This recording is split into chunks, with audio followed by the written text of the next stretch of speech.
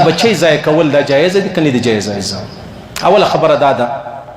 ابل زیوا ډیره اجاړی راغلی و والمولوی صاحب په کور کې یو بچی پیدا سو بیا هغه مطلب بچی چې دی هغه د حرام وو د حلال نو بیا ما مور ته ویل ما دا مړک بیا هغه مور راولاړ سوله هغه بچی مړک څه چم وکړه ما بس خبره خلاصه ده جهنم لره به ځې ته به هم ځې هغه به هم ځې دا تا قتل وکړه نو څه وکړم ما هېڅ لاره ماته نه در معلوم څه وکړي څوک چې څوک مړ کړي بیا به څه چم کوي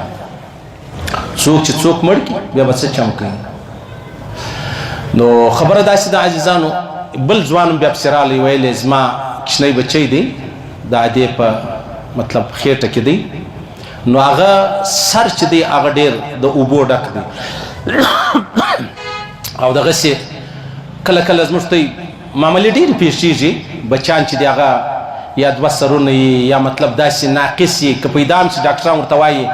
دا به مطلب دغسې ناجوړه به که 100 کاله که 50 کاله که 10 کاله پر بستره باندې به پروت وي اوس دا بچی ضایع کول دا جایزه دي که نه دي جایزه؟ اوله خبره دا ده چې بچی ضایع کول دا خو ډېر لوی ناشکري ده اوس زه یم ته یې صحیح سلو څونه غټ نعمت چې ژوندي نو دا رقم را روان نسل ضایع کول دا څونه لویه ګناه ده که چیرې یو سړی وایي چې یاره زما بچی سته مطلب د 8 میاشت د 9 میاشتو دی اوس مې بل بچی دی نو کابل بچی هم سي بیا د ادې چې کومې شیدې دي هغه ختمیږي یا ادې کمزورې کیږي هغه کشنی دی شیدې ورکوي دلته بل کشنی دی نو بیا که چیرې تر 4 میاشتې مخکې 120 ورځې مخکې چې کله بچی د مور په نس کې 4 میاشتې ورسیږي بیا روح وراچول کیږي د هغه څه مخکې روح نه وي 4 میاشتې مخکې کشنی ضایع کول یو هوښیار ډاکټر دیندار ډاکټر متقي ډاکټر درته ووایي چې دا بچی ضایع کا هغه ستا چې کوم بچی ژوندی دی هغه ته تاوان دی شیدې مې دی یا ادي چې د هغې ډېره کمزورې ده ناجوړه ده پر مخ باندې یا تربیت حواله راواخله دا بچی د 1 کال دی هلته 1 کال بعد بل بچی پسې رالی نو ګران کار دی نو چې په شیدو نه رسېږي نو ادي به بیا په کفالت څو ورسېږي ادي به بیا د هغه په پرورش څو ورسېږي نو دلته 4 میاشتې مخکې بچی ضایع کول هغه جایزه دی که هغه حلال که حرامې الله دې موږ ټوله وساتي بیا بله خبره دا ده ولا تقتلوا اولادکم خشیة املاق الله فرمایي ته به د خپل بچی له دې نه وژنې چې یاره زه د کومې خوا د ډوډۍ ورپره کوم الله فرمایي چې د ستا او د رزق پر ما دی ستا او د رزق دا پر ما دی نحن نرزقهم وإياكم تاسو ته او دا هغه رقم ودی ته رزق ورکول الله فرمایي دا زما کار دی ته خلاص یې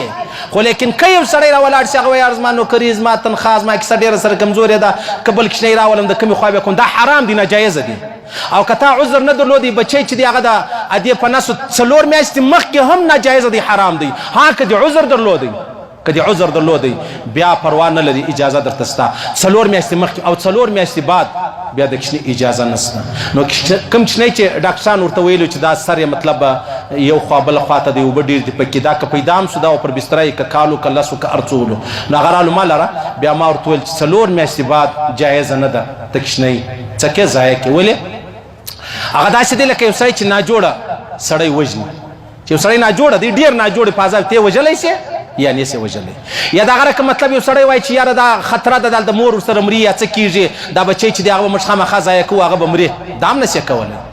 نو به که یې څه که یې به دا وچ کلک الله ته وژړی الله مهرباني راباندې وکړه یا الله ته مهربانه ذات زما بچی بیمار دی د ادې په خېټه کې دی او هغه داسې الټراساونډ کې دا خبر راته کوي نو الله ته قادر یې 4 میاشتې مخکې اجازه شته چې دې ضایع کړې هغه یې لرې کړې 4 میاشتې بعد که هغه ناقص ولو که 2 سرونه وو که 2 پښې ولې که نیمایي ولو هر شی چې ولو اجازه نشته د څه شي د ضایع کېدو او بیا که چا ضایع کوي دا داسې دی لکه کشنی چې مړ کړي ژوندی کشنی وژل د پیدایش څخه ما بعد څو ګناه ده دغسې د مور په نس کې د 4 میاشتو څخه ما بعد